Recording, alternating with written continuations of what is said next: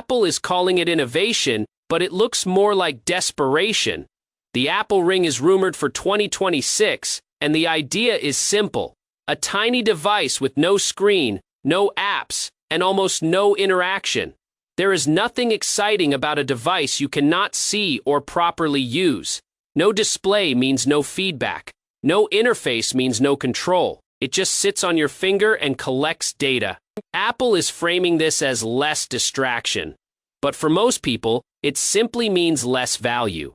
Health tracking is the main selling point. The ring stays close to your skin so it can track heart rate, blood oxygen, and temperature. That sounds useful, but it is not new. Smartwatches already do this every day. The Apple Watch already handles fitness, sleep, and recovery. It also shows real-time data and gives clear insights.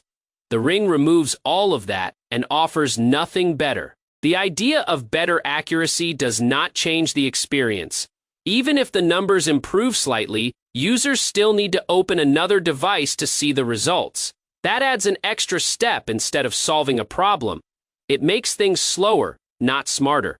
Gesture control is another feature being pushed.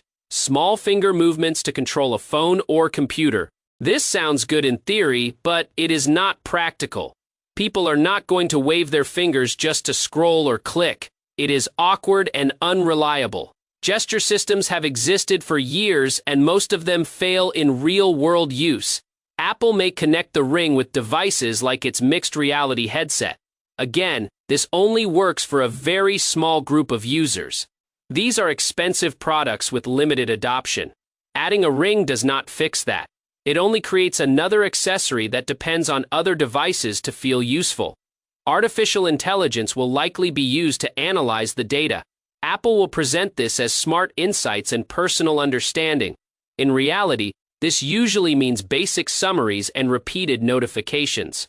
Most users stop paying attention after a short time. Data without strong action is just noise. The biggest issue is purpose. The Apple Ring does not replace a phone. It does not replace a watch. It does not work on its own. It depends on other devices to show value. That makes it feel incomplete from the start. Price makes it worse. Leaks suggest a range between $299 and $349.